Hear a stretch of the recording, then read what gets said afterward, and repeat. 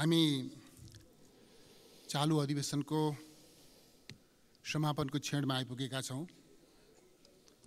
स्वाभाविक रूपमा यो क्षण हामीले यो अधिवेशनको समयलाई कसरी सदुपयोग गर्यौं, के कस्ता उपलब्धिहरू प्राप्त गर्यौं, कस्ता कमीहरू रहे र त्यसबाट भोलिका निम्ति कस्तो शिक्षा लिनुपर्छ भनेर मूल्याङ्कन गर्ने क्षण हो भन्ने मलाई लाग्छ। सभामुख महोदय, यो सदनको प्रभावकारिता केवल सदनको प्रभावकारितासँग मात्रै सम्बन्धित हुँदैन। यसको प्रभावकारिता हामीले विगतमा प्राप्त गरेका उपलब्धिहरूको रक्षासँग, खास गरी संघीय लोकतान्त्रिक गणतन्त्रको रक्षासँग अभिन्न रूपमा जोडिन्छ। सदन प्रभावकारी हुन सक्यो, सदनका काम कारबाहीहरू प्रभावकारी हुन सके, त्यसले स्वाभाविक रूपमा संघीय लोकतान्त्रिक गणतन्त्रको जुन संविधान हामीले निर्माण गरेका छौं 7 दशकभन्दा लामो समयको सङ्घर्षको जगमा, त्यो संविधानको रक्षा, त्यो संविधानको प्रभावकारी कार्यान्वयन र त्यो संविधानले दिशानिर्देश गरेका उपलब्धिहरूलाई प्राप्त गर्दै अगाडि बढ्न सकिन्छ। कदाचित यसमा चुकियो भनेदेखि हामी हाम्रा सामनेमा, मुलुकका सामनेमा कल्पनातीत सङ्कटहरू आइलाग्न सक्छन्। त्यसकारणले सदनको प्रभावकारिता धेरै महत्त्वपूर्ण विषय हो। यो विगतको उपलब्धिको रक्षाका निम्ति र नेपालको सुन्दर भविष्यको सुनिश्चितताका लागि, संविधानको प्रभावकारी कार्यान्वयनका लागि र आम नेपालीको सुन्दर भविष्यका लागि यो सदनको प्रभावकारिता एउटा पूर्व शर्त हो भन्ने मलाई लाग्छ। सभामुख महोदय, तर यो सदनको यो चालु बैठकको समीक्षा गर्दा सभामुख महोदय, मैले दुःखका साथ भन्नुपर्छ, यो सदन जति प्रभावकारी हुनुपर्ने हो, जति उपलब्धिपूर्ण हुनुपर्ने हो, यो सदनबाट, सदनको यस बैठकबाट, यस अधिवेशनबाट मुलुकले जे जस्ता प्रतिफलहरू, परिणामहरू प्राप्त गर्नुपर्ने हो, त्यो परिणाम प्राप्त गर्न सकेन। सभामुख महोदय, उपलब्धिहरू प्राप्त हुन सकेन। जरुर करिब 7 महिना सदनको यो अधिवेशनको बैठक चल्यो, तर 7 महिना व्यतीत गरेर आजको बिन्दुमा आइपुग्दा हामीले के उपलब्धि प्राप्त गर्यौं भनेर समीक्षा गर्ने हो भने वास्तवमा परिणाम निराशाजनक छ। म भन्न चाहन्छु सभामुख महोदय, सदन किन प्रभावकारी हुन सकेन, कसका कारणले प्रभावकारी हुन सकेन। यदाकदा चर्चा हुन्छ संसद सदस्यहरूको, सांसदहरूको कारणले प्रभावकारी हुन सकेन, यदाकदा चर्चा हुन्छ यो सभाका कारणले प्रभावकारी हुन सकेन। सभामुख महोदय, तथ्यले त्यस्तो भन्दैन। यो सदनको काम कारबाही प्रभावकारी हुन नसक्नुमा मुख्य रूपले सरकार जिम्मेवार छ, सरकारको दृष्टिकोण जिम्मेवार छ, सरकारका गतिविधिहरू जिम्मेवार छन्। सभामुख महोदय, कस्तोसम्म अवस्था सिर्जना भयो भनेदेखि मेरो दाबी के छ भन्दाखेरि सरकारले यो सदनलाई प्रभावकारी बन्न दिएन। प्रभावकारी बन्छ कि भन्ने चिन्ताबाट सरकार भयातुर भयो। हुँदा कस्तोसम्म अवस्था सिर्जना भएको छ भन्दाखेरि सदनमा मानिन्छ, दुनियाँभरि मानिन्छ, सदन प्रतिपक्षको। प्रतिपक्षले जब उभिएर बोल्छ, सत्ताले ध्यानपूर्वक सुन्नुपर्छ, त्यहाँ व्यक्त भएका विचारहरूको सच्चाइलाई ग्रहण गर्नुपर्छ, ठिक समयमा ठिक ढङ्गले सम्बोधन गर्नुपर्छ र सदनको आवाज सरकारले सुन्छ भन्ने सन्देश दिनुपर्छ। तर सभामुख महोदय, तपाईँ हाम्रो सामनेमा एउटा तथ्य, एउटा जगजाहेर छ कि सदनमा जायज मागहरू भन्नका लागि, सुनाउनका लागि, ती मागहरू मन्जुर गर्ने ठाउँमा सरकारलाई पुर्याउनका लागि, सत्ता पक्षलाई पुर्याउनका लागि प्रतिपक्षले आवाज मात्रै उठाएर पुगेन। सभामुख महोदय, त्यसका निमित्त ओयल घेर्नुपर्ने अवस्थासम्म सिर्जना भयो, त्यसका निम्ति दबाब दिनुपर्ने अवस्था सिर्जना भयो। हामी चाहन्छौँ अहिले चाहिँ चित पनि मेरा, पट पनि मेरा भन्ने स्टाइलबाट पनि यदाकदा चर्चा हुन्छ। अहिले सत्तापक्षका मान्य सदस्यजीले जे चर्चा गर्नुभयो, सदनको अवरोधप्रति जुन प्रकारको चिन्ता व्यक्त गर्नुभयो, यो चाहिँ सत्तामा रहँदाका अभिव्यक्तिहरू हुन्। सभामुख महोदय, दुनियाँलाई थाहा छ हिजो उहाँहरू के गर्नुहुन्थ्यो, त्यो पनि थाहा छ। त्यसकारण के ख्याल गर्नुपर्छ भने प्रतिपक्षले जब आवाज उठाउँछ त्यो आवाज सुन्नुपर्छ र त्यसका सच्याइहरूलाई ग्रहण गर्नुपर्छ, अनि मात्रै सदन अवरोधको स्थिति अन्त्य गर्न सकिन्छ भन्ने त्यो सत्यबोध सरकारलाई हुनुपर्छ भन्ने मलाई लाग्छ सभामुख महोदय। त्यति मात्रै होइन सभामुख महोदय, अवस्था कस्तो भयो भनेदेखि यो चालु अधिवेशनमा कहीँ नभएको अभ्यास हामीले गऱ्यौँ, कहीँ नभएको अभ्यास हामीले गऱ्यौँ। प्रधानमन्त्रीज्यू विदेश भ्रमणमा जानुभयो, स्वाभाविक छ प्रधानमन्त्री विदेश भ्रमणमा जानुहुन्छ, जानुपर्छ, त्यसलाई हामीले बुझ्ने विषय हो। तर प्रधानमन्त्री विदेशमा गए पनि मुलुकमा कार्यवाहक प्रधानमन्त्री हुन्छ। मुलुकका दैनिक शासन प्रशासनका कामहरू, मुलुकको नियमित काम कारबाहीहरू रोकिँदैनन्। तर यहाँ के गरियो भन्दाखेरि प्रधानमन्त्री देशमा नभएको कारणले, प्रधानमन्त्री विदेशमा गएका कारणले भनेर सदन स्थगित गरियो। सदन स्थगित गर्नका निम्ति सरकारले एक ढङ्गले भन्दा दबाब दियो। यो खालको चाहिँ असङ्गत अभ्यास पनि हामीले गरेका छौँ। प्रधानमन्त्रीको विदेश भ्रमणका कारणले जब सदनको काम कारबाही स्थगित गरिन्छ अनि बुझ्नुपर्छ कि सरकारले, सत्ताले यो सदनलाई प्रभावकारी बन्न दिन चाहन्छ वा चाहँदैन, त्यसबाट पनि हामीले अनुमान गर्न सक्छौँ। सभामुख महोदय, यो सदनमा 7 महिना हामीले व्यतीत गऱ्यौँ यो बैठकमा, यो चाहिँ अधिवेशनमा। तर नतिजा के भयो? नतिजा के भयो भनेदेखि एउटा चाहिँ खास गरी यो अनुचित लेनदेनसँग सम्बन्धित ऐनमा संशोधन गर्ने बाहेक अरू कुनै कानुन निर्माणको काम, एउटा काम पनि हामीले अगाडि बढाउन सकेनौँ, बढ्न सकेन। एउटा ऐनमा संशोधन बाहेक ऐन निर्माण गर्ने, ऐन संशोधन गर्ने, कानुन निर्माण गर्ने, कानुन संशोधन गर्ने सदनको एउटा महत्त्वपूर्ण अभिभार हो। तर एउटा ऐनमा संशोधन बाहेक अरू कुनै नयाँ कानुन हामीले निर्माण गर्न सकेनौँ। जे अपेक्षित कानुनहरू थिए सदनमा आउनुपर्ने, ती कानुनहरू पनि आउन सकेनन्। जे आएका छन् तिनीहरूमा पनि अनेक सदनमा कानुनहरू, विधेयकहरू प्रस्तुत हुँदा नहुँदै त्यसमा कन्ट्रोभर्सी, त्यसमा अनेक प्रकारका समस्या र त्यो अगाडि बढ्नै नसक्ने खालको अवस्था सृजना भयो। यसका पछाडि को जिम्मेवार हो?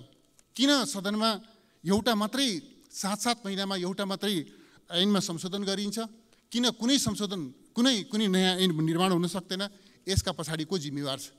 यसका पछाडि सरकार जिम्मेवार छ। सभामुख महोदय, सरकारले संविधानले अपेक्षा गरेका, संविधानले निर्देश गरेका कानुनहरू निर्माण गरेर, कानुनहरू संशोधन गरेर वास्तवमा जनतालाई संविधानको प्रभावकारी कार्यान्वयनका निम्ति त्यो चाहिँ अगाडि बढ्न सरकार चाहेन भन्ने कुरा यसबाट छर्लङ्ग हुन्छ। सभामुख महोदय, सदनमा सरकारले सांसदहरूलाई सम्पूर्ण रूपमा एउटा चाहिँ संसदहरूप्रति एक खालको अपमानपूर्ण, एक ढङ्गले चाहिँ सांसदहरूको भूमिकालाई चाहिँ उपेक्षा गर्ने र अस्वीकार गर्ने काम गर्यो भन्ने मेरो आरोप छ। सभामुख महोदय, सांसदहरूले यो चाहिँ यो सदनलाई प्रभावकारी बनाउनका निम्ति निरन्तर विधेयकहरू प्रस्तुत हुन्, त्यसमा छलफल होस्, कानुन निर्माणको काममा सदन प्रभावकारी बनोस् भनेर चाहना सांसदहरूको तर्फबाट प्रस्तुत गरियो। तर त्यो चाहनालाई सरकारले सम्पूर्ण रूपमा अस्वीकार गर्यो र त्यस दिशातर्फ कुनै प्रभावकारी कदम चाल्न चाहेन।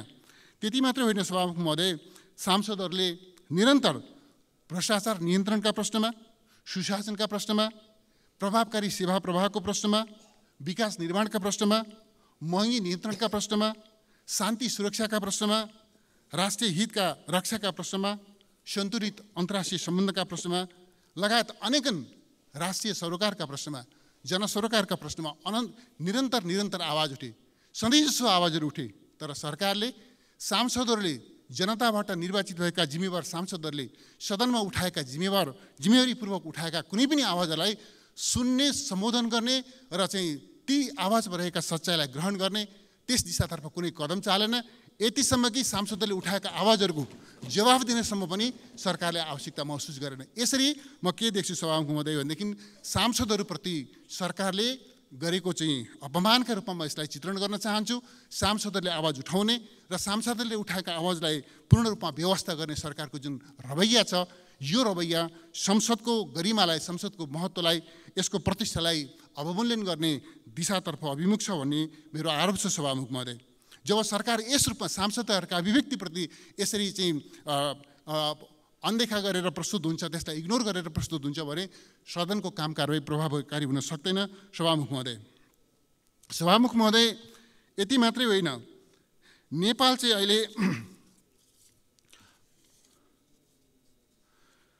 अहिले कस्तो स्थितिमा छ भन्दाखेरि तस्करीको एउटा अन्तर्राष्ट्रिय केन्द्रका रूपमा नेपाल बदनाम भएको छ। यो स्थिति ओभरनाइट अचानक सिर्जना भएको होइन सभामुख महोदय। यसका पछाडि पृष्ठभूमिहरू छन्। त्यसतर्फ वास्तवमा चाहिँ सरकार चाहिँ कतिसम्म लाचार छ, कतिसम्म एउटा चाहिँ प्रभावहीन छ भन्ने कुरा विगतका घटनाक्रमहरूले देखिएको छ। दैनिक जसो क्विन्टलका क्विन्टल सुन नेपाल भएर तस्करी हुन्छ। राज्यका अङ्गहरू, राज्यका औपचारिक संरचनाहरू, राज्यका औपचारिक जिम्मेवारीमा रहेका पदाधिकारीहरू त्यस कुकर्ममा संलग्न हुन्छन् र तिनीहरूलाई दण्डित गर्नका निम्ति सरकारले कुनै प्रभावकारी कदम चाल्दैन र यतिसम्म कि ती अपराधीहरूलाई दण्डित गर्नका निम्ति, उनीहरूलाई कानुनको दायरामा ल्याउनका निम्ति र तस्करीको एउटा चाहिँ जुन एउटा दृष्टिकोणले नेपालको अन्तर्राष्ट्रिय जगतमा जुन बदनाम भएको छवि छ, यसलाई चाहिँ सच्याउनका निम्ति प्रभावकारी कदम चालौँ, निष्पक्ष छानबिन आयोग गठन गरौँ र त्यस मार्फत दोषीहरूलाई दण्डित गरौँ भनेर प्रतिपक्षले उठाएको जायज आवाजलाई सभामुख महोदय लामो समयसम्म सुनिएन। अहिले चाहिँ सदन अवरोध गरेको चाहिँ प्रसङ्गमा यहाँ कुराहरू उठेको छ। निरन्तर आवाज उठाउँदा पनि नसुनेपछि निरन्तर सदन अवरोध गरेरै स्पष्ट हुनुपर्दछ। यदि प्रतिपक्षले सदन अवरोध गरेको थिएन भने, प्रतिपक्षले सशक्त ढङ्गले आवाज उठाएको थिएन भनेदेखि सभामुख महोदय यो सुन तस्करीका सम्बन्धमा जुन जाँच आयोग बन्यो त्यो जाँच आयोग बन्दैन थियो सभामुख महोदय। त्यस कारणले अहिले पनि म के देख्छु भनेदेखि जस्तो भेपमा त्यो भेपको तस्करी, भेप मार्फत भएको 9.5 किलो तस्करीका सम्बन्धमा वास्तवमा त्यो सुन 9.5 किलो हो भनेर यकिन भएको छ। तर त्यो सुन कहाँ छ अहिले पनि त्यो वास्तवमा कुनै त्यसको जानकारी छैन। सरकारसँग त्यो सुन छैन। यसरी तस्करी भएको सुन समेतलाई जो रङ्गी हात पक्रिएको छ त्यसलाई समेत राज्य कोषमा दाखिला गर्न नसक्ने अवस्थामा सरकार छ भन्ने कुरा देखिएको छ सभामुख महोदय। यसरी राज्यका औपचारिक निकायहरूको, औपचारिक पदाधिकारीहरूको संलग्नतामा जुन प्रकारको तस्करी चाहिँ भयो हाम्रो देशमा, भइरहेको त्यसको श्रृङ्खला चल्यो लामो समयदेखि र यसले जुन हाम्रो देशको छवि अन्तर्राष्ट्रिय जगतमा बिग्रिएको छ, यसलाई दुरुस्त गर्नका निम्ति अहिले धेरै ठुलो सङ्घर्ष गरेर, धेरै ठुलो दबाब दिएर मात्रै जाँच आयोग बनेको छ सभामुख महोदय। र म भन्न चाहन्छु अहिले पनि सरकार वास्तवमा यसप्रति चाहिँ त्यति धेरै उत्साहित छैन। छानबिन प्रक्रियालाई सघाउनका निम्ति, जाँच आयोगलाई सघाउनका निम्ति त्यति उत्साहित नभएको हामी पाउँछौँ र सरकार यस प्रश्नमा अहिले पनि उदासीन छ सभामुख महोदय। सभामुख महोदय,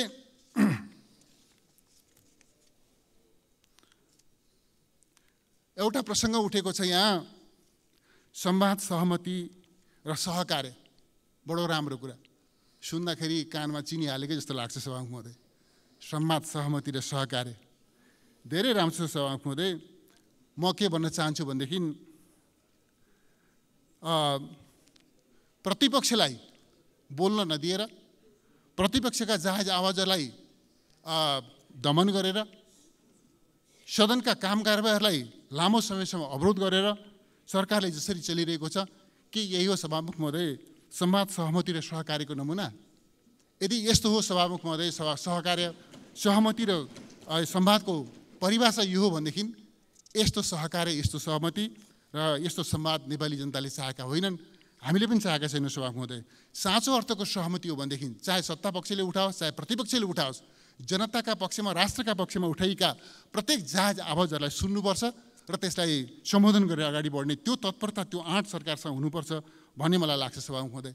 जहाँसम्म यो चाहिँ सत्ता पक्षको सहकार्यको सन्दर्भ छ, यो त हामीले चाहिँ सुन्दर सहकार्य देखिरहेकै छ सभामुख महोदय। अत्यन्त सुन्दर सहकार्य। सत्ता पक्ष जुन अहिले गठबन्धन छ, गठबन्धनका दलहरूका बिचमा एउटा सुन्दर सहकार्य छ। जनयुद्ध मानेर, जनयुद्धलाई राष्ट्रिय दिवस मानेर यो गठबन्धन बनिरहेछ, गठबन्धन चलिरहेछ। योभन्दा सुन्दर सहकार्य के हुनसक्छ सभामुख महोदय? नेपाली कङ्ग्रेस जो अहिले आफूलाई संसदको ठुलो दल मान्छ, हो पनि अङ्कगणितका हिसाबले, तर जनयुद्ध मानेर तेस्रो दलको नेतृत्वमा जनयुद्ध दिवस मनाउँदै सायद फागुन 1 गते जनयुद्ध दिवसमा सम्बोधन गर्न जानका लागि नेपाली कांग्रेसका मान्य सदस्यहरू पनि दौरा सुरुवाल सिर ठिकठाक पर्दै हुनुहुन्छ होला। यस हिसाबले त्यो छ स्थिति। तेस्रो दलको नेतृत्वमा सरकार छ। जनयुद्ध दिवस मानेर पनि यहाँहरू यो संवाद सहमति र सहकार्य गर्दै हुनुहुन्छ। संवाद सहमति र सहकार्यको योभन्दा सुन्दर उदाहरण अर्को के हुनसक्छ जस्तो मलाई लाग्दैन। सभामुख महोदय, म के भन्न चाहन्छु भनेदेखि यो फागुन 1 गतेलाई जसरी सरकारले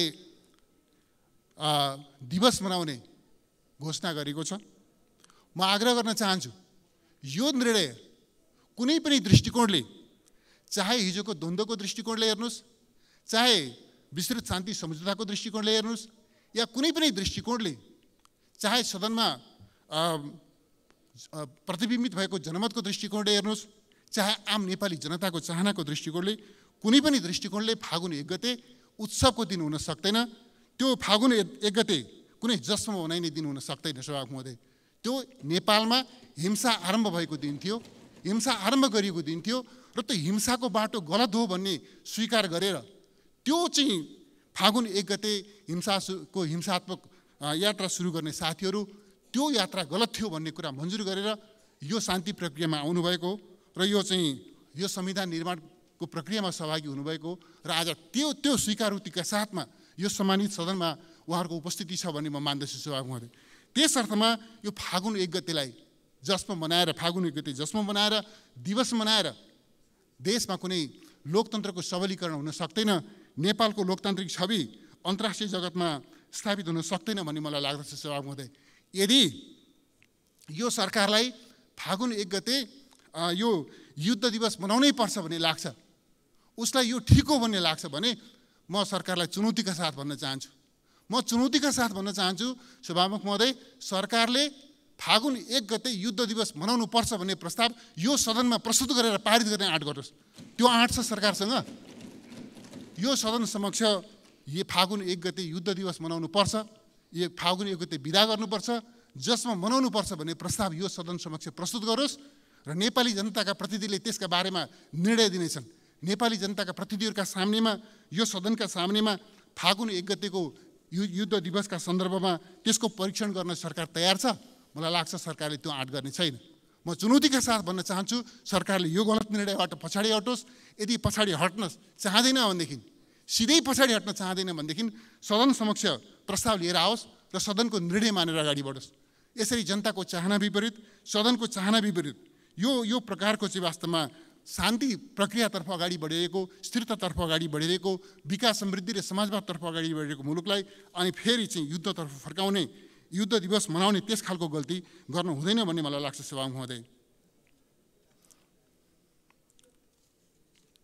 सभामुख महोदय, यसबीचमा अरू अनेक समस्याहरू सिर्जना भएका छन्। शान्ति सुरक्षाको अवस्था त्यस्तै चिन्ताजनक छ, अमन चैनको अवस्था चिन्ताजनक छ। हरेक दिन जस्तो हिंसा, हत्याका घटनाहरू, बलात्कारका घटनाहरू घटिरहेका छन्, तर सरकार दोषीहरूलाई दण्डित गर्न, दोषीहरूलाई कानुनको दायरामा ल्याउन, उनीहरूलाई कानुन बमोजिम कारबाही गर्न सरकार उदासीन छ। त्यति मात्रै होइन सभामुख महोदय, कानुनले दण्डित गरेका अपराधीहरूलाई, ज्यानमाराहरूलाई, हत्याराहरूलाई, दिन दहाडै खुँडा खुकुरी लिएर मान्छे मार्न हिँड्ने अपराधीहरूलाई, मान्छे मारेका अपराधीहरू, हत्याराहरूलाई सरकारले सिफारिस गर्छ, सगौरव सिफारिस गर्छ, लाज नमानी सिफारिस गर्छ, रिहा गर्नका निम्ति सिफारिस गर्छ राष्ट्रपतिज्यू समक्ष। राष्ट्रपतिज्यू एक शब्द नसोधिकन, त्यसलाई फिर्ता नगरिकन त्यसलाई अनुमोदन गर्नुहुन्छ। र अहिले अब त सरकारले चेत्नुपर्ने हो। सरकारले रिहा गरेका अपराधीहरूले रिहा भएको भोलिपल्टदेखि फेरि मान्छे मार्न हिँडेका छन्, फेरि हत्या गर्न हिँडेका छन्, फेरि बलात्कार गर्न हिँडेका छन्, सामूहिक हत्याको चाहिँ योजना बनाएर हिँडिरहेका छन्, त्यस प्रकारका अपराध कर्म गरिरहेका छन्। तर सरकारलाई लाज छैन सभामुख महोदय। अपराधीहरूलाई छाड्ने, फेरि ती अपराधीहरू बाहिर निस्केर त्यसपछि अपराध कर्महरूलाई अगाडि बढाउने सरकार तमासा हेरेर बसिरहेको छ। यस्तो सरकारबाट शान्ति सुरक्षा अमन चैनको हामीले कुनै आशा गर्न सक्दैनौँ सभामुख महोदय। अवस्था यस्तो रहेको छ। अराजकताको सिमाना आएको छ सभामुख महोदय। अराजकताको सिमाना आएको छ। यो चाहिँ यो राजनीतिक संरक्षण प्राप्त सोसल मिडियाको चाहिँ एउटा चाहिँ चरम दुरुपयोग भएको छ सभामुख महोदय। र त्यस्ता खालका अराजकताका संवाहकहरूले त्यस खालका प्रवृत्तिहरू संविधानका विरुद्धमा, कानुनका विरुद्धमा अनेकन प्रकारका गतिविधिहरू गर्दै हिँडिरहेका छन्। उनीहरूले व्यवस्थाका विरुद्धमा, संविधानका विरुद्धमा अनेकन प्रकारका प्रलापहरू गरिरहेका छन् सभामुख महोदय। तर सरकारले त्यसलाई चाहिँ व्यवस्था गरिरहेको छ। यता कता लाग्छ सरकार कति निरीह भयो। यस प्रकारको स्वेच्छाचारी, यस प्रकारको अराजक, यस प्रकारका गतिविधि गर्नेहरूलाई सरकारले नियन्त्रण गर्ने, उनीहरूलाई कानुन बमोजिम दण्डित गर्ने र चाहिँ वास्तवमा समाजमा शान्ति सुव्यवस्था कायम गर्ने होइन, त्यो अराजकतामा के भनेदेखि कुनै न कुनै रूपले साथ समर्थन दिइरहेको त छैन भन्ने आशंका गर्ने एउटा आधार स्थिति तयार भएको छ। यसरी विधिको शासनको सट्टामा कानुन हातमा लिने प्रवृत्ति यति बेला मौलाइरहेको छ। म आग्रह गर्न चाहन्छु सभामुख महोदय, सरकारले अहिले कुनै अमुक दलका विरुद्धमा, कुनै अमुक नेताका विरुद्धमा, प्रमुख प्रतिपक्षका विरुद्धमा, प्रमुख प्रतिपक्ष दलको नेताका विरुद्धमा गतिविधि भएको छ भनेर आनन्दको महसुस गरेको होला। तर सभामुख महोदय, यो प्रवृत्तिका प्रति यदि सरकार सहिष्णु हुन्छ भनेदेखि त्यस्तो प्रवृत्तिले अरूलाई पनि बाँकी राख्ने छैन। त्यसकारणले यस्तो स्वेच्छाचारिता, यस्तो अराजकताका प्रवृत्तिहरूलाई नियन्त्रण गर्नका निम्ति किन सरकार सचेत बन्दैन, किन सरकारले पहल गर्दैन भन्ने एउटा गम्भीर चिन्ताको विषय म यहाँनिर राख्न चाहन्छु सभामुख महोदय। सभामुख महोदय, शान्ति प्रक्रियाका सन्दर्भमा पनि म संक्षिप्तमा केही कुरा राख्न चाहन्छु। सभामुख महोदय, शान्ति प्रक्रियाका सम्बन्धमा यहाँ पनि चर्चा भएको छ। सङ्क्रमणकालीन न्यायसँग सम्बन्धित विषयमा जुन कानुन निर्माणको प्रक्रियामा हामी छौँ, यो प्रक्रियाका सन्दर्भमा एउटा चाहिँ प्रतिपक्षका प्रति एउटा अत्यन्तै गलत, अनुचित र आग्रही आरोप लगाउने काम गरेको छ सत्तापक्षले सभामुख महोदय। म यस्तो आरोपको विरोध गर्न चाहन्छु, निन्दा गर्न चाहन्छु। म के भन्न चाहन्छु भनेदेखि हामीले यो शान्ति प्रक्रियामा जुन प्रकारको विलम्ब भइरहेको छ, सङ्क्रमणकालीन न्यायसँग सम्बन्धित काममा जुन प्रकारको विलम्ब भइरहेको छ, यो विलम्ब को अविलम्ब अन्त्य हुनुपर्छ। यो न्यायमा चाहिँ विलम्ब ढिलाइ हुनुपर्ने त्यो अन्याय सरह हो। त्यस कारणले यस्तो स्थितिको अविलम्ब अन्त्य हुनुपर्छ, छिटोभन्दा छिटो कानुन निर्माण हुनुपर्छ र शान्ति प्रक्रियाका बाँकी काम छिटोभन्दा छिटो टुङ्गिनुपर्छ भन्ने नेकपा एमालेको स्पष्ट दृष्टिकोण छ सभामुख महोदय। तर यसका सन्दर्भमा किन ढिलो भएको छ? ढिलो सत्तापक्षले गर्छ, आरोप प्रतिपक्षलाई लगाउँछ। यो अत्यन्त खेदजनक कुरा हो सभामुख महोदय। हामी स्पष्ट छौँ, यो सङ्क्रमणकालीन न्यायसँग सम्बन्धित जुन कानुन निर्माणको प्रक्रियामा हामी छौँ, म सत्तापक्षलाई भन्न चाहन्छु, सरकारलाई भन्न चाहन्छु, पीडितलाई न्याय दिने विषयमा केन्द्रित भएर, पीडितले न्याय पाउनुपर्छ भन्ने मान्यतामा केन्द्रित भएर नेपालका अदालतका चाहिँ आदेशहरूलाई पालना गर्ने विषयमा प्रतिबद्ध भएर र मानवाधिकार सम्बन्धी अन्तर्राष्ट्रिय जुन मान्यताहरू छन्, ती मान्यताप्रति प्रतिबद्ध भएर यो कानुन निर्माणको कामलाई छिटोभन्दा छिटो टुङ्ग्यौँ भन्ने हाम्रो आग्रह हो सभामुख महोदय। यो गर्नका निम्ति केले रोकेको छ? सत्तापक्षसँग म सोध्न चाहन्छु, सरकारसँग सोध्न चाहन्छु, केले रोकेको छ? पीडितलाई न्याय दिने कुरालाई केन्द्रभागमा राखौँ, अदालतको आदेशलाई पालन गरौँ, मानवाधिकार सम्बन्धी अन्तर्राष्ट्रिय मान्यताहरूमा आधारित भएर अगाडि बढौँ र यो कानुन निर्माणको काम अविलम्ब टुङ्ग्यौँ। हामीले पहिल्यै टुङ्ग्याउन चाहेको, तर सरकारले के चाहिरहेको छ त भन्दाखेरि सभामुख महोदय, यस हिसाबले होइन, सरकार सत्तापक्ष प्रतिपक्षमाथि आरोप थोपरेर यो शान्ति प्रक्रियालाई छिटो टुङ्ग्याउन चाहन्न भन्ने मेरो आरोप छ सभामुख महोदय। त्यसैको एउटा अभिव्यक्ति हो, त्यसैको एउटा कडी हो कि फागुन 1 गतेको युद्ध दिवस। शान्ति प्रक्रिया छिटो टुङ्ग्याउन चाहनेहरूले फागुन 1 गते युद्ध दिवस घोषणा गरेर त्यसपछि चाहिँ शान्तिको वातावरणलाई बिथोल्ने काम गर्दैनन् भन्ने मेरो आरोप छ सभामुख महोदय। सभामुख महोदय, यसबीचमा हाम्रो देशको अर्थतन्त्रको अवस्थाको कुरा गर्ने हो भने अचम्मको अवस्था छ सभामुख महोदय। अर्थतन्त्र सङ्कटमा छ, मन्दीको अवस्थामा छ। यो मन्दीको अवस्थामा छ, सङ्कटको अवस्थामा छ अर्थतन्त्र भन्ने कुरा प्रति सरकार बेखबर छ। मैले यसबीचमा बडो परस्पर विरोधी अभिव्यक्तिहरू मैले सुनिरहेको छु।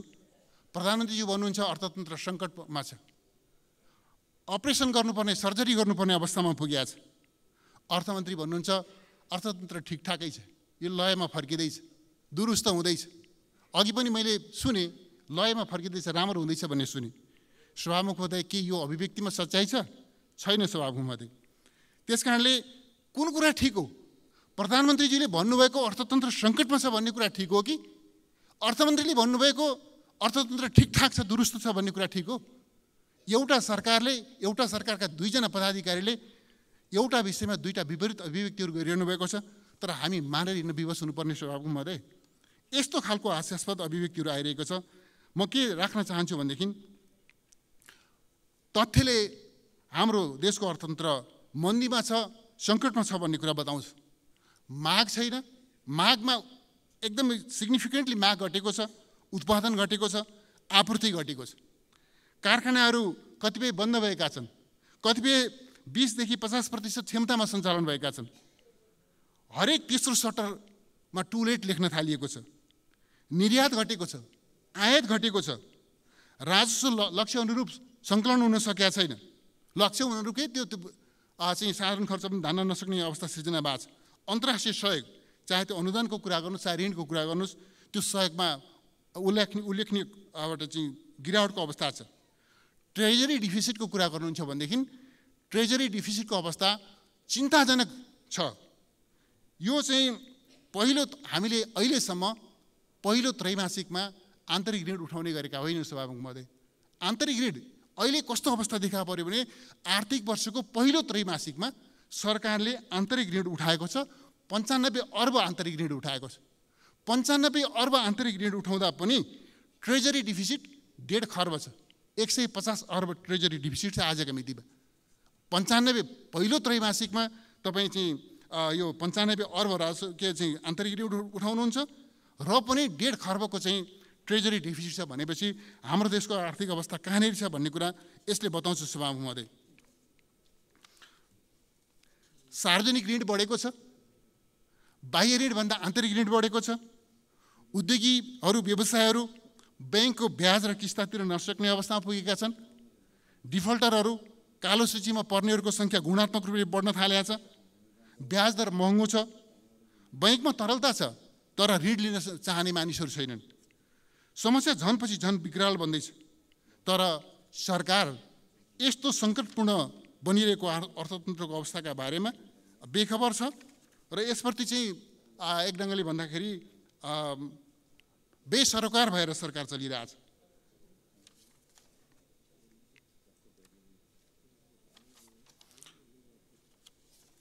सरकारले समस्या समाधान गर्नका लागि व्यवसायहरूका, आर्थिक क्षेत्रका, निजी क्षेत्रका, उत्पादनका क्षेत्रका प्रतिनिधिहरूको कुरा सुन्ने, समस्या समाधान गर्ने होइन सभामुख महोदय। सरकार उद्योगी व्यवसायहरूको भय दोहन गर्ने, उनीहरूमाथि डन्डा बर्साउने, उनीहरूलाई त्रसित आतङ्कित तुल्याउने त्यो काममा लागिरहेछ।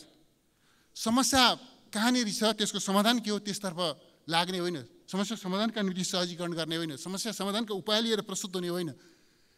उद्योगीहरूमाथि, व्यवसायहरूमाथि, आर्थिक क्रियाकलापका हरेक क्षेत्रमाथि त्यस हिसाबले चाहिँ सरकार एउटा चाहिँ डन्डा बर्साउन उद्यत भएको छ, त्रसित तुल्याएको छ र उनीहरूलाई आतङ्कित तुल्याएको छ। सहकारीको क्षेत्र भन्नुहोस्, लगायतका अरू क्षेत्रहरूको अवस्था त्यस्तै चिन्ताजनक अवस्थामा छ। अवस्था कस्तो छ सभामुख महोदय भनेदेखि एकातिर पुँजीगत खर्च हुन सकिरहेको छैन, पुँजीगत खर्च हुन सकेन भनिएको छ। अर्कोतर्फ सरकारले सम्पन्न भएका आयोजनाहरूको भुक्तानी दिन सक्दैन। दसैँभन्दा अगाडि म चाहिँ सम्पन्न आयोजनाको भुक्तानी दिन्छु भनेर अर्थमन्त्रीजीले बोल्नुभयो, पब्लिकली स्टेटमेन्ट दिनुभयो, तर आज पनि निर्माण सम्पन्न भएका आयोजनाहरूको भुक्तानी दिन सकिरहेको छैन सरकारले। यस्तो अवस्था छ। राजस्वले साधारण खर्च धान्न नसक्ने कुरा स्पष्ट भइसक्यो। पेन्सन दिन, तलब दिन, दैनिक शासन प्रशासनका काम सञ्चालन गर्न, त्यो चाहिँ ऋणको समावेश तिर्न, त्यो नसक्ने अवस्थामा आइपुग्यो। पहिलो त्रैमासिकमै 95 अर्ब आन्तरिक ऋण उठाइसक्यो सरकारले तलबका निम्ति, पेन्सनका निम्ति, यो चाहिँ साधारण खर्चका निम्ति भनेपछि अवस्था कहाँनिर छ हाम्रो देशको अर्थतन्त्र? मुद्रास्फीति उच्च दरमा अगाडि बढेको छ। अहिले सरकारी आँकडाहरूले भन्छन् 8.64%मा मूल्य उपभोक्ता मूल्य वृद्धि 8.64% पुगेको छ। चिनीको, जिराको, चामलको अघि पनि चर्चा भयो हाउसमा कि लगायतका अन्य उपभोग्य वस्तुहरू, खाद्यान्न लगायतका उपभोग्य वस्तुहरूको मूल्य आकाशित छ। कस्तो अवस्था छ भनेदेखि सभामुख महोदय, हामी अब यो चाहिँ मुद्रा विनिमयबाट कतै वस्तु विनिमयतिर फर्किँदै त छैनौँ, सरकारले त्यतातिर डोर्याउँदै त छैन भने जस्तो स्थिति देखा पर्दैछ। यसबिचमा यो चाहिँ डिडिसीले, दुग्ध विकास संस्थानले किसानहरूलाई दुधको मूल्य दिन नसकेर उसले चाहिँ दुधको सट्टामा तिमीलाई घिउ दिन्छु, घिउ लिएर जाऊ भनेर उसले चाहिँ किसानहरूलाई सार्वजनिक रूपमा त्यस खालको आह्वान गरे। सभामुख महोदय, यो लज्जाको विषय हो। अब के हामी अब मुद्रा विनिमय यो चाहिँ मुद्राको विनिमयबाट वस्तु विनिमयतिर फर्किने हो, आदिम युगतिर फर्किने हो? सभामुख महोदय, हामी त्यहाँ पुगेका हौँ। दुधको सट्टामा घिउ लिएर जाऊ के भन्न खोज्या हो? तर सरकार बेखबर छ। ब्याङ्क तथा यो वित्तीय संस्थाहरूको कर्जाको गुणस्तर कमजोर छ।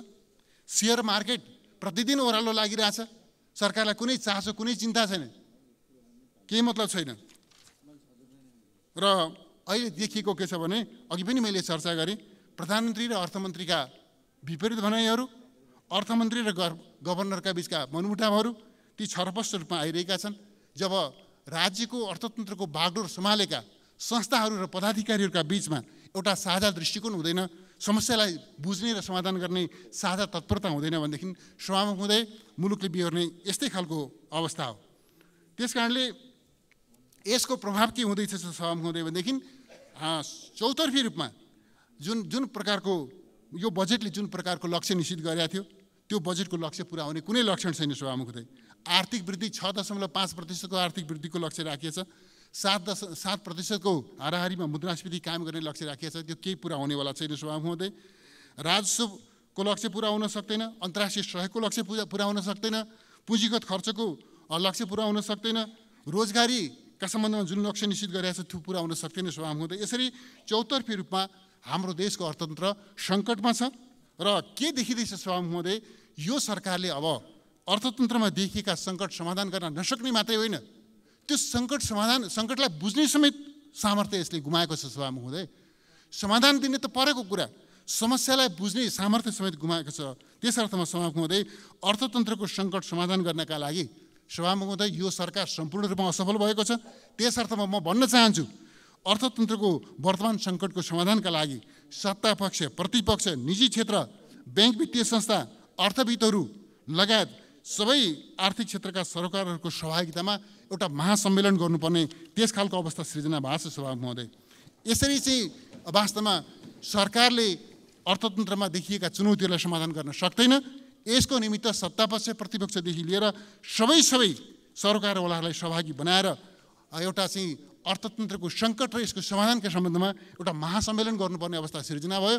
र यो सरकारको नेतृत्वमा अर्थतन्त्रका सङ्कटहरू समाधान हुँदैनन् भन्ने कुरा छर्लङ्ग भयो। सभामुख महोदय, त्यसै गरी यो पूर्वाधार निर्माणका सन्दर्भमा त्यस्तै अवस्था छ। सभामुख महोदय, के भएको यो बनेका सम्पन्न भएका आयोजनाहरू सञ्चालन गर्न सक्दैन यो सरकारले। भैरवा विमानस्थल बनेको छ, पोखरा विमानस्थल बनेको छ, सञ्चालन गर्न सक्दैन। अरू निर्माणाधीन आयोजनाहरू अगाडि बढ्न सक्दैनन्। भेरी बबई डाइभर्सन आयोजना, सुनकोशी मरिन डाइभर्सन आयोजना, हुलाकी राजमार्ग, मदन भण्डारी राजमार्ग, पुष्पलाल राजमार्ग, पूर्व पश्चिम राजमार्ग, पृथ्वी राजमार्ग लगायतका जति पनि निर्माणाधीन आयोजनाहरू छन्, स्तरोन्नतिका आयोजनाहरू छन्, यी आयोजनाहरूको निर्माण कार्य ठप्प प्राय भएको छ।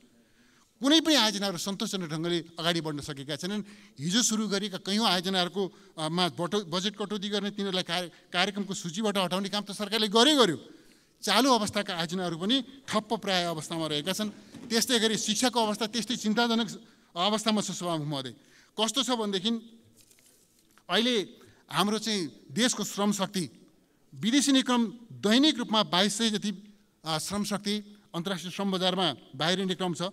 त्यो चाहिँ त्यसमध्ये करिब 2200 भन्दा बेसी, त्यसमध्ये करिब 2100 श्रमका लागि र करिब 300 वास्तवमा चाहिँ अध्ययनका लागि दैनिक रूपमा यो यति ठुलो सङ्ख्यामा हाम्रो देशको श्रम शक्ति, युवा विद्यार्थीहरू बाहिरिने क्रम छ।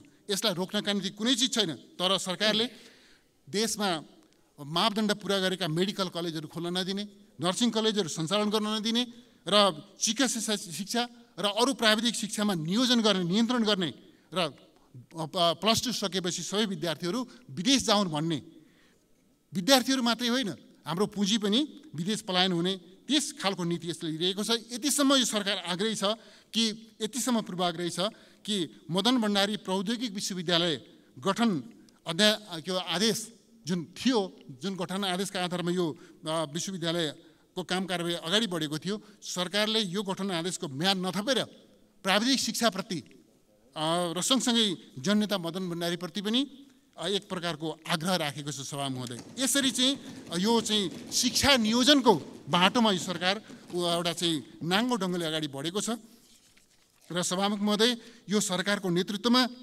देश अगाडि बढ्न सक्दैन। देशले कुनै सुशासन, कुनै शान्ति सुव्यवस्था र विकास समृद्धि के हासिल गर्न सक्दैन भन्ने कुरा छर्लङ्ग भएको छ सभामुख महोदय। म सभामुख महोदय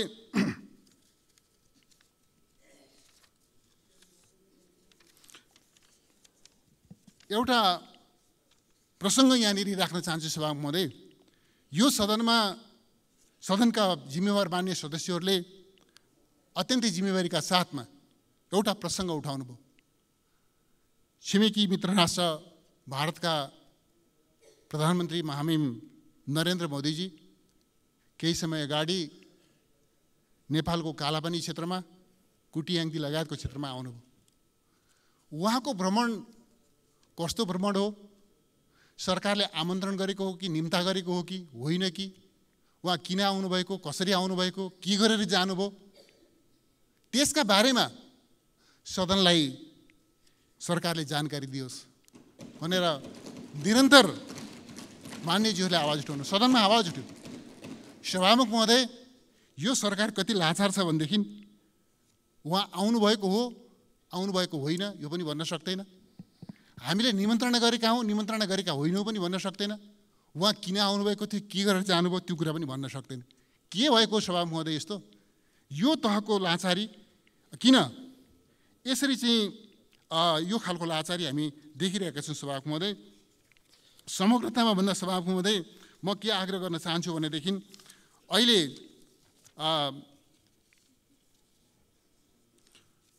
यहाँ अघि पनि चर्चा भयो, सत्तारूढ दलका मान्य सदस्यले चर्चा गर्नुभयो कतिपय संविधान असफल पारिए भनेर। म भन्न चाहन्छु सभामुख महोदय, यसभन्दा अगाडिका सबै संविधान असफल पार्न लायक थिए, त्यस कारणले असफल पारिएका। के त्यो तिनको काम थिएन? त्यसो भएर यो संविधान निर्माण गरेको हामीले राजतन्त्रको अन्त्य गर्नुपर्ने, सङ्घीय लोकतान्त्रिक गणतन्त्र स्थापना गर्नुपर्ने, तदनुकूलको संविधान निर्माण गर्नुपर्ने, अनि मात्रै मुलुक अगाडि बढ्न सक्ने भएको हुनाले हामीले यो संविधान निर्माण गरेको, त्यसको निम्ति राजतन्त्रको अन्त्यको निम्ति हामीले आन्दोलन गरे हो। त्यस कारणले यसभन्दा अगाडिका संविधान असफल भयो भनेर आँसु चुहाउने होइन सभामुख महोदय। यो संविधानको प्रभावकारी कार्यान्वयन हामीले तत्परता लिनुपर्छ, अग्रसरता लिनुपर्छ। अब हामीले पुराना संविधानको सम्झनाद्वारा निर्देशित हुने होइन सभामुख महोदय। हामी यो संविधान नेपाली जनताको रगतको मूल्यमा निर्माण भएको यो संविधानको जगमा उभिएर यसले दिशानिर्देश गरे अनुरूप अगाडि बढ्नुपर्छ। यसले परिकल्पना गरे अनुरूप हामीले चाहिँ अगाडि बढ्नुपर्छ सभामुख महोदय। मान्य सदस्य, सभामुख महोदय, एउटा अत्यन्तै एउटा दुःखद प्रसङ्ग छ कि हामीले यो सदनका अत्यन्त मूर्धन्य व्यक्तित्व, संविधान निर्माणको प्रक्रियामा नेतृत्वदायी भूमिका निर्वाह गर्नुभएका नेता, संविधान सभाका अध्यक्ष, यो सदनका सम्मानित सदस्य माननीय सुभाष नेमाङज्यूलाई सदाका निम्ति गुमाएका छौँ। उहाँ हाम्रो बिचमा हुनुहुन्न, तर उहाँका योगदानहरू हाम्रो स्मृतिमा छन्। उहाँका योगदानहरूलाई हामी लामो समयसम्म याद गरिरहनेछौँ र त्यसबाट निर्देशित भइरहनेछौँ भन्ने पनि म विश्वास व्यक्त गर्न चाहन्छु। र दिवंगत मान्य सुभाष नेमाङज्यूप्रति भावपूर्ण श्रद्धाञ्जली व्यक्त गर्न चाहन्छु। त्यसै गरी इजरायलमा मारिएका नेपालीहरूप्रति र देशमा विभिन्न प्रकारका प्राकृतिक विपत्तिहरूमा मारिएका सबै नेपालीहरूप्रति भावपूर्ण श्रद्धाञ्जली व्यक्त गर्न चाहन्छु र भन्न चाहन्छु सभामुख महोदय कि यो सरकारले सकेन भने भन्ने कोणबाट जुन चर्चा भएको छ, छर्लङ्ग भइसक्यो। यो सरकारले सक्दैन। अब यो सरकारले सक्दैन यो सरकारले सक्दैन भन्ने कुरा प्रत्येक नेपालीलाई थाहा भइसक्यो। यो सरकारले सक्दैन भन्ने कुरा यो सम्मानित सदनलाई थाहा भइसक्यो। सभामुख महोदय, कस्तोसम्म स्थिति देखा पर्यो भनेदेखि यो सदनका सम्मानित सदस्यले, मान्य सदस्यले जनताका जायज मागहरू पुरा भएनन् भनेर सरकारका विरुद्ध आमरण अनसन गर्नु पर्यो। सभामुख महोदय, यो सरकारले जनताको आवाज सुन्दैन, जनप्रतिनिधिको आवाज सुन्दैन भन्ने कुरा पुष्टि भएपछि सभामुख महोदय यहाँले बोल्नका निम्ति समय दिनुहुन्छ, तर मान्य सदस्यले, प्रतिपक्षको मान्य सदस्य होइन सभामुख महोदय, सत्तापक्षको मान्य सदस्यले मौन धारण गर्नुहुन्छ। बोल्नुको कुनै अर्थ छैन भन्ने कुरा यसरी पुष्टि भएको छ सभामुख महोदय। त्यसकारणले यो सरकारले सक्दैन भन्ने कुरा जगजाहेर छ। यो सरकारले सक्दैन भन्ने कुरा जुन दिन यो सदनले महसुस गर्छ, यो सरकारले सकेन भन्ने कुरा जुन दिन यो सदनले महसुस गर्छ, त्यसपछि सायद देश सकारात्मक दिशामा अगाडि बढ्छ होला। त्यसका निमित्त त्यो क्षणको पर्खाइ सायद यो सदनको पनि छ, आम नेपालीको पनि छ।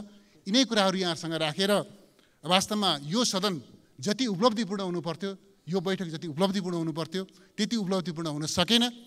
सरकारका मान्य सदस्यहरूको कारणले होइन, म सत्तापक्षका प्रतिपक्षका कुनै पनि मान्य सदस्यलाई यसका निम्ति जिम्मेवार ठान्दिनँ सभामुख महोदय। सरकारको अकर्मण्यताका कारणले, सरकारको सदन छल्ने प्रवृत्तिका कारणले, प्रधानमन्त्रीको अनुपस्थितिमा सदनलाई चल्न नदिने दृष्टिकोणका कारणले गर्दाखेरि यो सदन प्रभावकारी हुन सकेन। तर आउने दिनमा यस्तो खालको दुःखद प्रवृत्तिको पुनरावृत्ति नहोस्, यही हार्दिक आग्रहका साथमा आफ्नो भनाइ टुङ्ग्याउँछु। धन्यवाद।